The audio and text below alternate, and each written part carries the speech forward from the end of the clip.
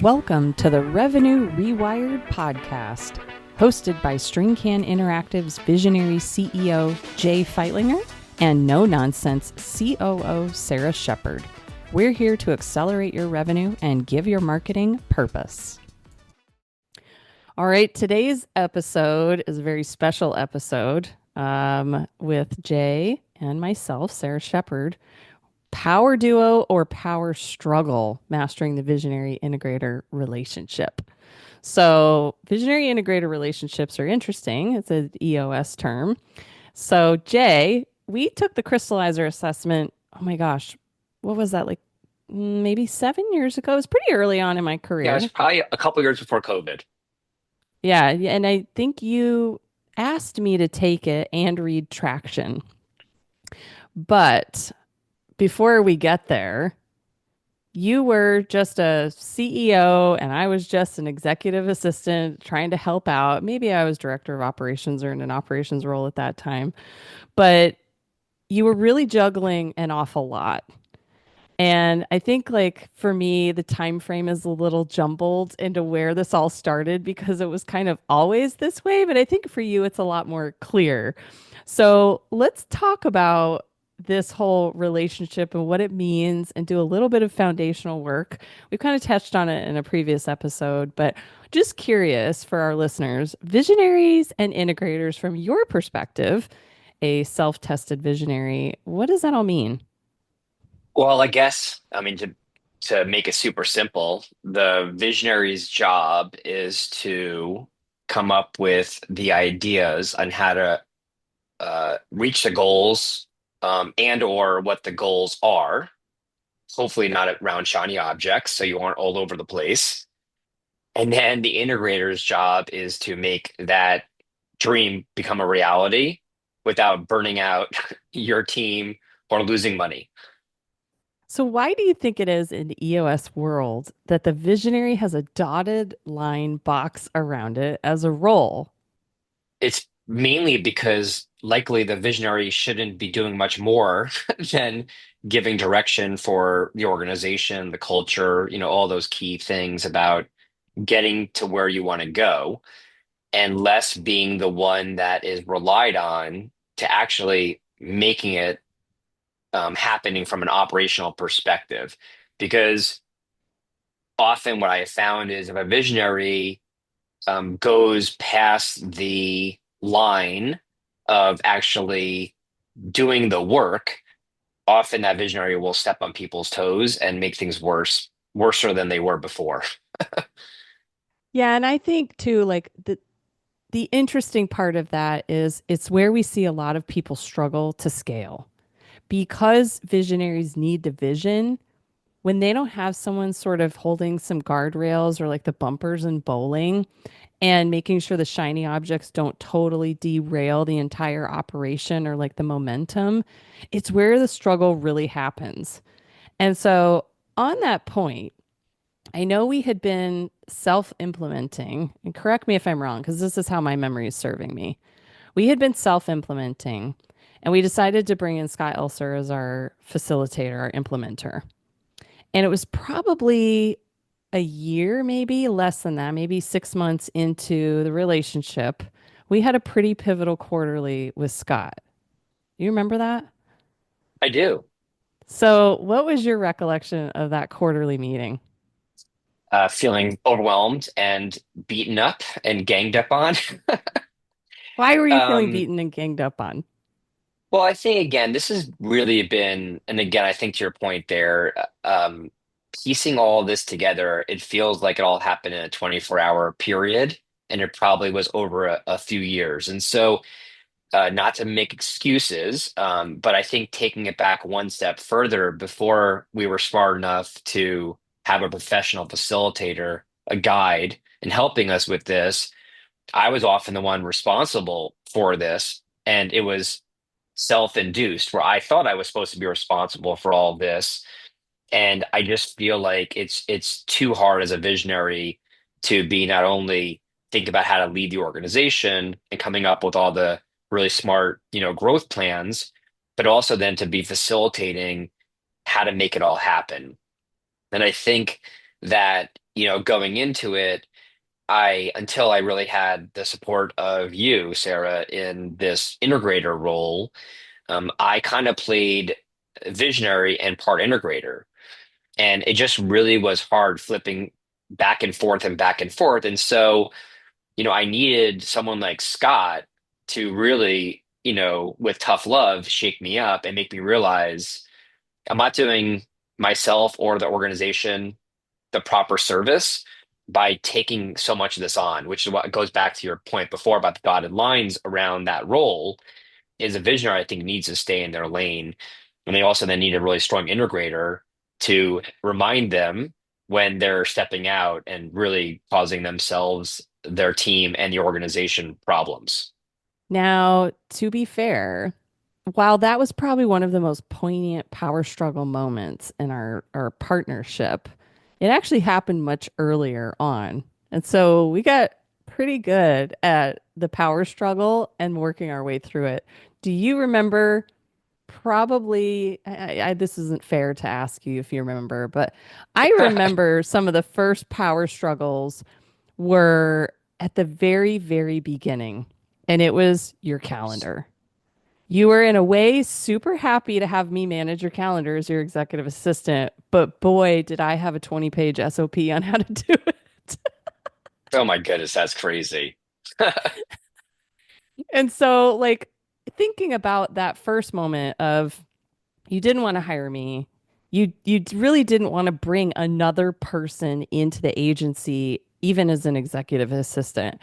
What was the challenge that you were going through in that moment, or even that period of time, maybe like the first 6 months, pre-hiring and then hiring someone to sort of manage all that? Like, what was going through your head?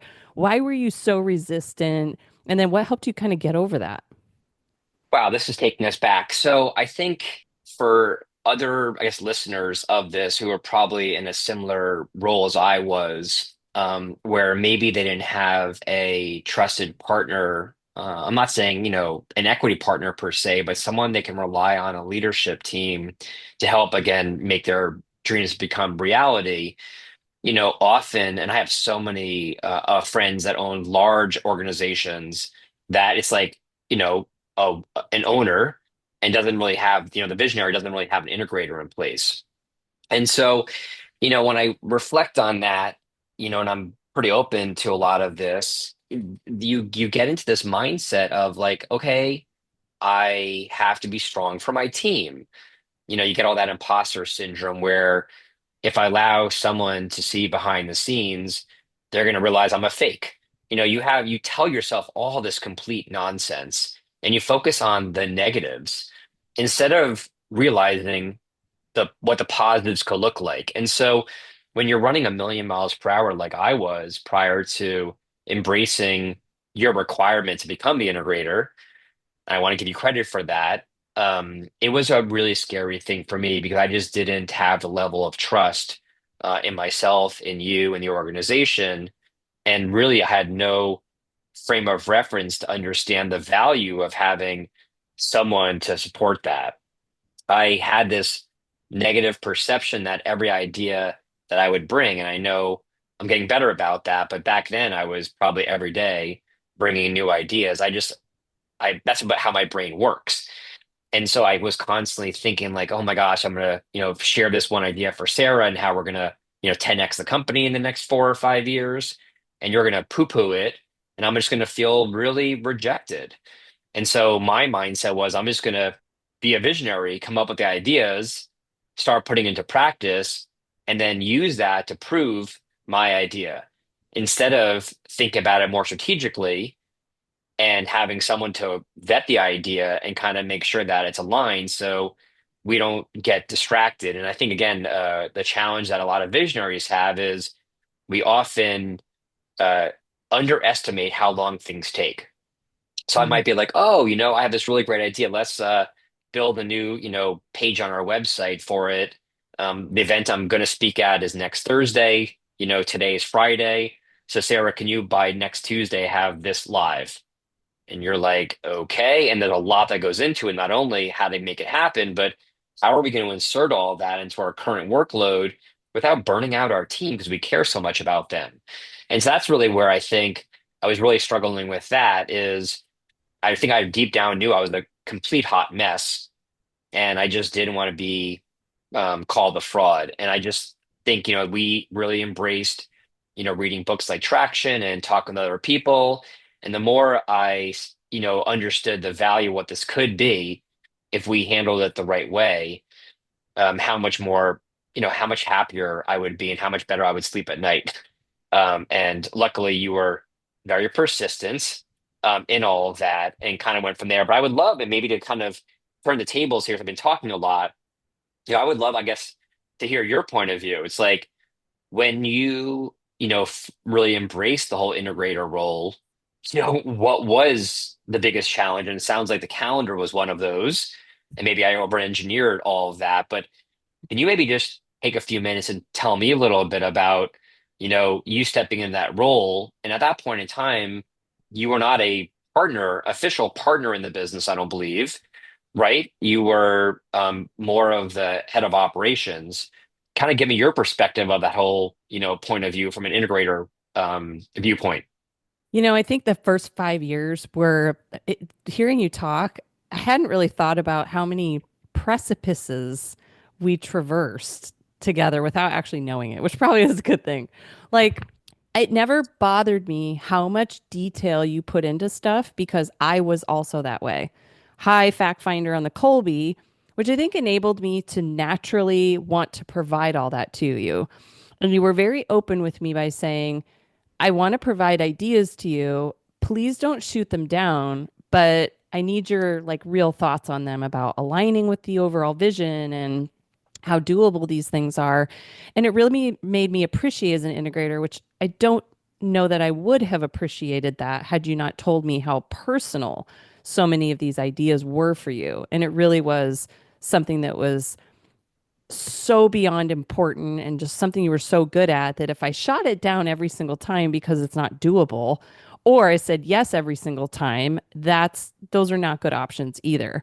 So it really made me flex my strategic muscles, which made me have to appreciate every single nuance of how the business was run. Because what I really wanted to do was make your visions come true. I wanted to make the right ones super successful. And I knew that like every 1 out of 10 of your ideas would be gold. And I had to make sure that I could figure out which one was the right one to invest the company's energy and time. So I felt like I was a fiduciary on so many levels being the integrator. And I think that's I partly how love I was that. able to get your trust was by really thinking about the business holistically in terms of all of those assets and how do I best use the assets. And I liked the way you thought because you were so clear and detailed that I was like, oh, if I'm going to present something in opposition, I better come with just as clear of a plan as to why this isn't going to work. But here's maybe another idea I have. So it made me hone my own Vintegrator skills where I had to like vision integrate something Making up else to stuff now. make yeah, to make your like vision come true. Um and Well, if so like I can yeah, jump in by real you fast on telling me it that. was really helpful. Thank you. Well, I think again, not to make your head bigger, again, I'm reflecting on this. Now, this is a really interesting conversation we're having. Early on, I do recall me coming to you and presenting ideas. And, again, I know once in a while I probably overwhelmed you, and you did listen and you did try to understand. But I think the way I was delivering it was really kind of the wrong way. And I think you forced me to have to be a bit more strategic on my explanation of things, kind of almost like, the silly analogy of like explaining how the sausage is made. Again, it's made me, I think, a much better leader because it forced me to have to think through my own kind of impact filter of, okay, I have this idea. The idea came from me trying to address this obstacle or opportunity. I really want to consider it, but I don't know how to do it. I just know why we should do it. And so what I found is by working with you as the integrator, because even though our brains often could think similar, we come at things very differently. And often, 1 plus 1 is definitely greater than two in this scenario. So I'm very appreciative of this process, even though it obviously requires a lot more energy. But I think because of the way of how you process information, it forced me to have to be much more succinct and strategic about explaining it. And I think when I switch that gear of like, here is the obstacle opportunity I'm seeing, here are my ideas on how I think we can address it. Here are a couple benefits and thoughts of how it should go. Now I'd love to talk through if you are agreeing with it, less logistically, all the things. And it seemed like when I reframed up the idea or thought from an integrator point of view, it really opened up the conversation. And I feel like that was the really start of, this beautiful relationship that we have, of us both, I think, kind of like, I'm on the left and you're on the right, not politically, uh, but us finding really creative ways to present things so we can get alignment and come in between. So there is this really healthy compromise and radical candor and healthy conflict conversation. Mm.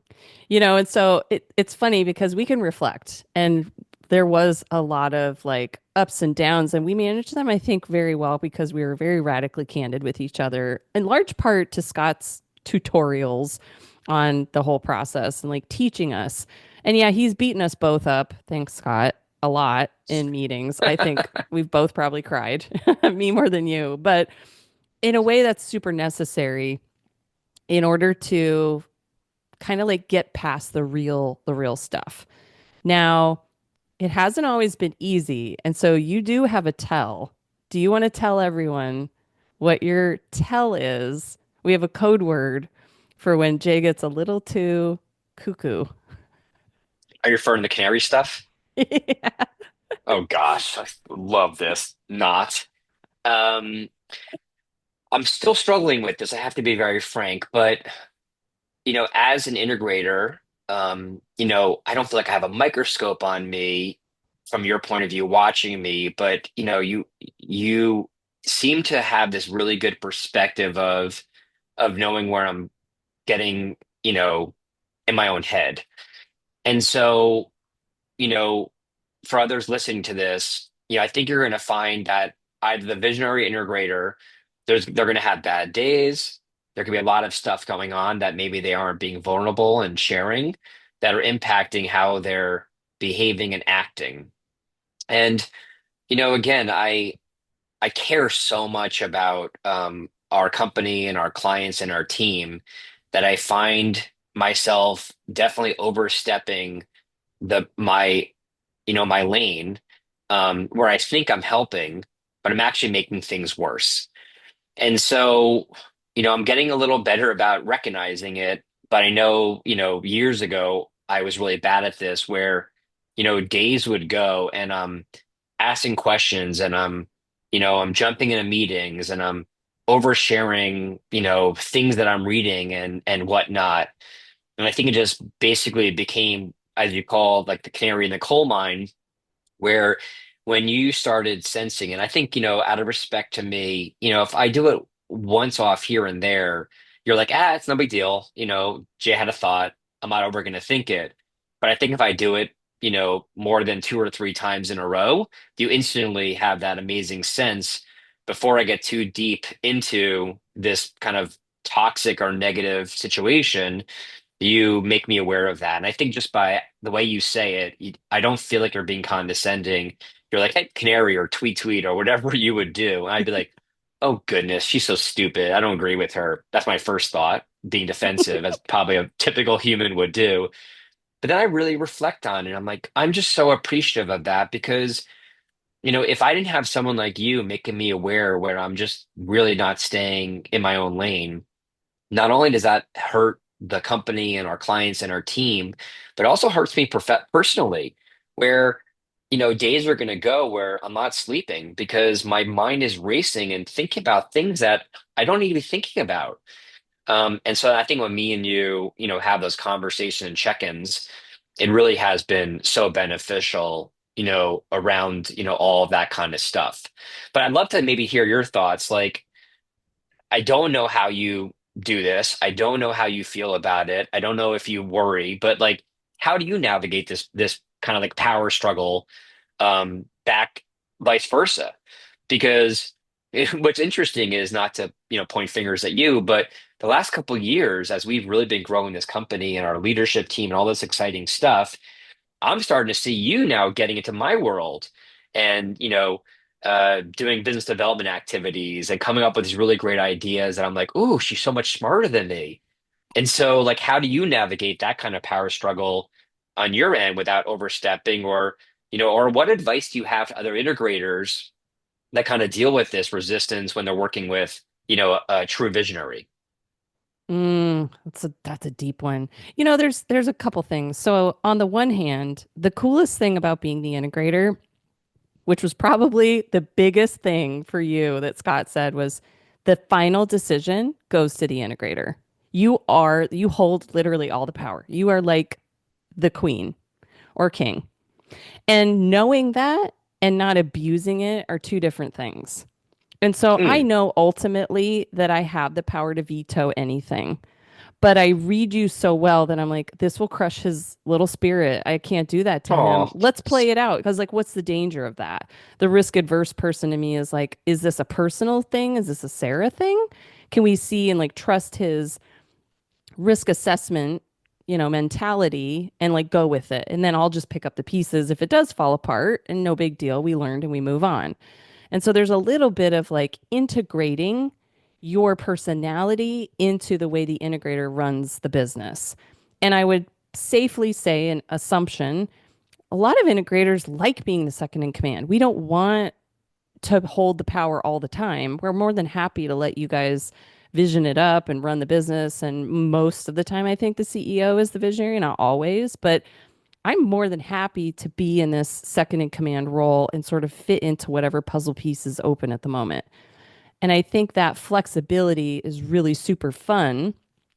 But I do suggest like for our mighty middle CEOs, if you're really struggling with like letting go to someone, just starting small and like letting go in any way you can and learn how to trust someone else with your ideas and figure out that someone else who thinks so differently will bring a whole nother level of thoughtfulness to an idea, and actually maybe make it happen better, faster, cheaper, stronger, all the things that you might not have. It actually could work to your benefit to let go a little bit and see where it gets you. And I know that wasn't always easy for you, especially when Scott was like, Sarah, but what do you say? And I'm like, ugh, I don't want to be the one to make this decision. It makes me want to barf. But it also made me think, have I considered everyone's opinions in the room? Like, it actually is in some ways a lot harder of a job than I thought it would be, but it's made me a much better person.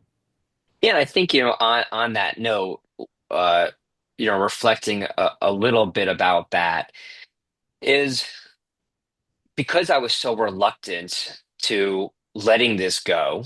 In hindsight, I'm so regretful of that because I probably wasted, a lot of energy and time because I think we'd be a lot farther along if I embraced this better earlier on.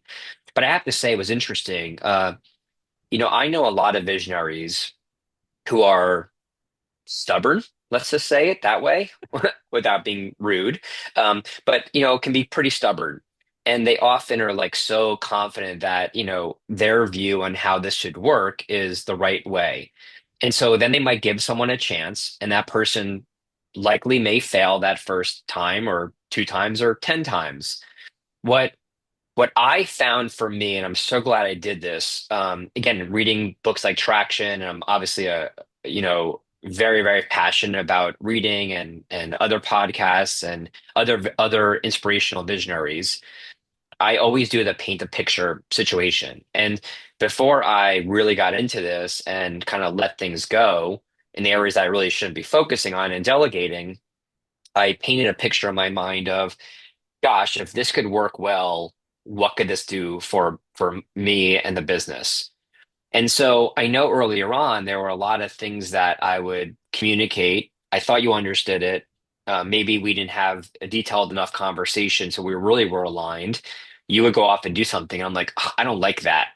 Now, some visionaries might be like, I'm just going to take this back. This is not going to work. And I luckily found some level inside of me to be like, okay, be patient. Like, I've been doing this way for so long. Let me find a way to, have someone else embrace this. And I found that that really allowed us to kind of work out the kinks to figure out how we're going to make this work. Yeah, I'd say like that's really probably the number one takeaway for a visionary is the patience because it is so hard to be in your brain that you have to find so many different ways. Like I love my favorite saying for you is tell me that in a different way. And you always find a better way, maybe it's not better for you, but a different way to explain something to me that then is more understandable for me. And I really do think if people want to ask us further questions, we're more than happy because we've been through some crap. Ups and but downs. but it's worth it. So, we'll wrap up this episode because we could go on forever. Maybe we'll do another one. I'd love to have like a guest or something on, but um all right. Well, Jay, this was an awesome episode. I loved doing our power duo, power struggle conversation. So if any visionary integrator duos want to give us a call or a chat, email us at podcast@stringcaninteractive.com and hope you all have an awesome rest of your day. Thanks, everyone. Appreciate it. Thanks for tuning in to the Revenue Rewired podcast.